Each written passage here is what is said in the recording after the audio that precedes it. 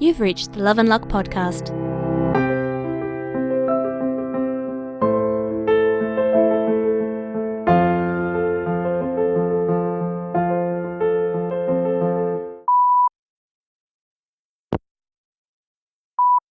Hey.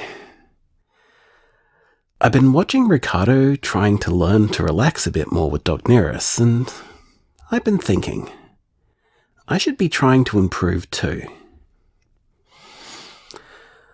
I'm still more anxious now than I was pre-hate crimes. Even though I didn't go through what Ricardo or Michael or Helen did, I didn't handle the whole making people feel hurt and afraid thing very well.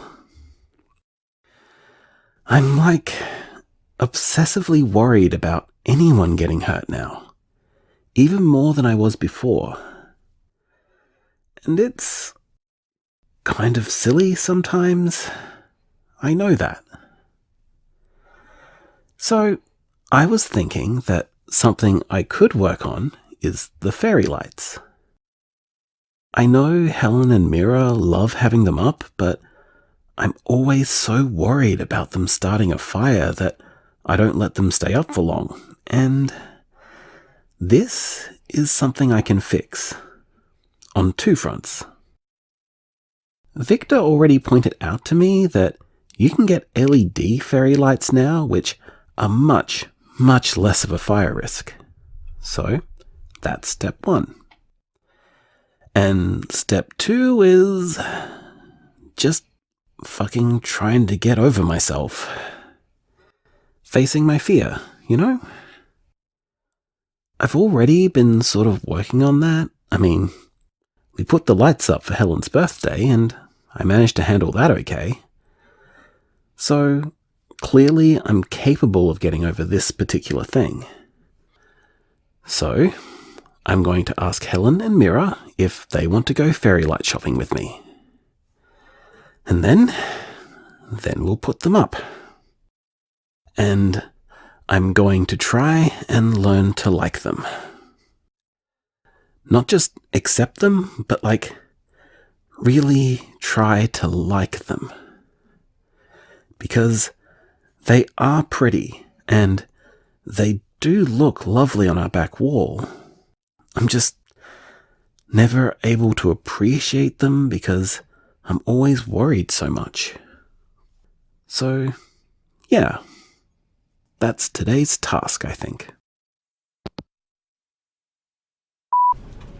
Hey, honey, we got fairy lights. We were going to get blue ones to match the bar stools, but then Helen pointed out that blue light isn't great for our circadian rhythms, so we got some nice, warm yellow ones instead. We're on the tram back now, shouldn't be long. But if we're still not there when you get up, well, that's where we are. Hey, so I just nipped outside for a bit so I could have some privacy to leave you this message. Helen can do more than just emotional magic, I think. We were putting up the fairy lights together, and I was telling her about how my mum used to tie knots and string and stuff for good luck, and that's why we have the knots on the back of the door. And I was wondering out loud if you could imbue electric cords with good luck, the same way you can with string and rope. And she cheerfully says, well, let's try. And then she loops the cord over once before putting it up. And Jason, I could feel things changing. I could feel this warmth and love being bound into the cord. And when it touched itself again on the loop, it was like it snapped into place. I tried to ask her about it, tried to tell her that it was clear to me that she was doing something magical. But she laughed at me and made a sarcastic comment about being a magical girl. she still doesn't believe she can do this stuff. She just... I honestly don't know how to show her that what she's doing is very, very real. I don't know where to go from here with her. But I do know that she did something, because the back of the bar feels different now. Warmer. Safer. I don't think it's like our wards exactly. While there is an element of drawing people in with our wards, with our beacon, this isn't quite like that. It's not stretching out at all the way our wards do. It's just contained to this little space at the back of the bar, where it's warm and cozy, kind of like an emotional fireplace. Oh God, fireplace. I wish I hadn't used that example. Now I'm going to be worried about magic fires. Ugh. Hey, Papa Bear. Thank you again for putting up the fairy lights today. It really does make the whole bar feel more magical, don't you think? Well, you probably do. I know you seem to think I'm magic too. Which is very sweet of you. You're almost starting to make me believe it. I love this place so much, and the people in it. I've never felt safe the way I do here. That's the real magic, you know? Having somewhere I feel safe and cared for. I feel like I'm allowed to be vulnerable here without worry. That's really special, Kane. You've built somewhere very special. Anyway, I should sleep. Thank you again for the lights. I hope you start to feel as safe around them as I do. Hey, hope you're sleeping well. Everyone else has gone to bed too, so it's just me. The bar definitely feels different. Warmer and cozier as advertised.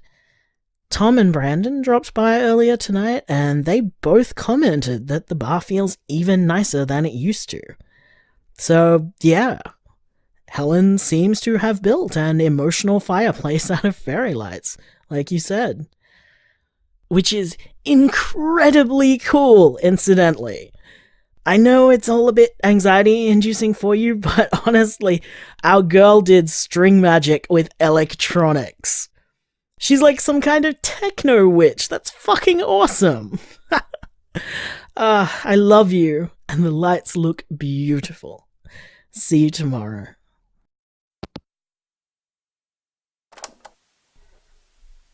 Well, the ultrasound still says you're a girl.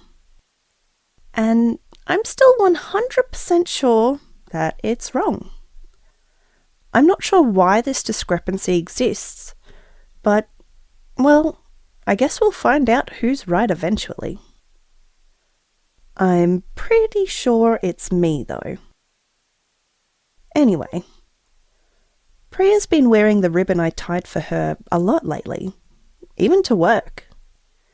She says it helps her feel less fragmented with grief, because it reminds her how much I love her.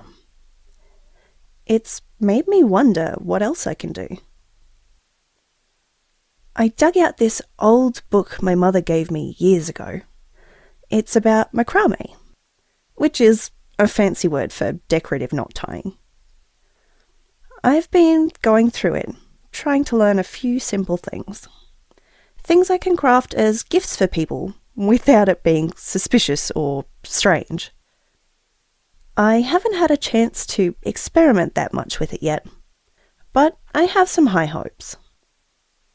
I've already figured out I can pour gentleness and caring for people easily into the cord, and if someone else holds it or wears it, it does calm them and make them feel more comfortable.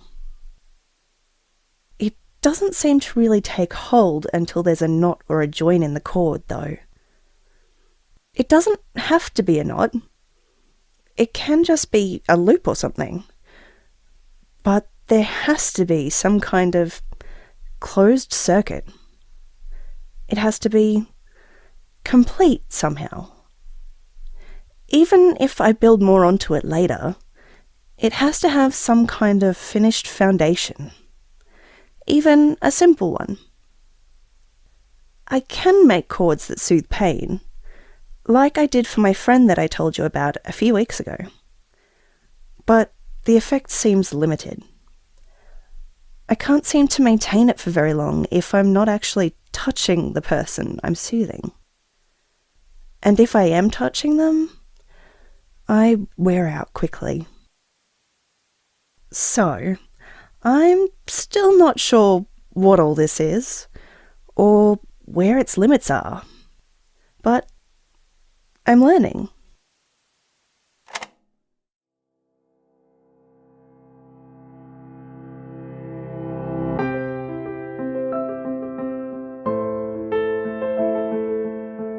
Love and Luck is written by Erin Kian and produced by Passaval Pez Productions.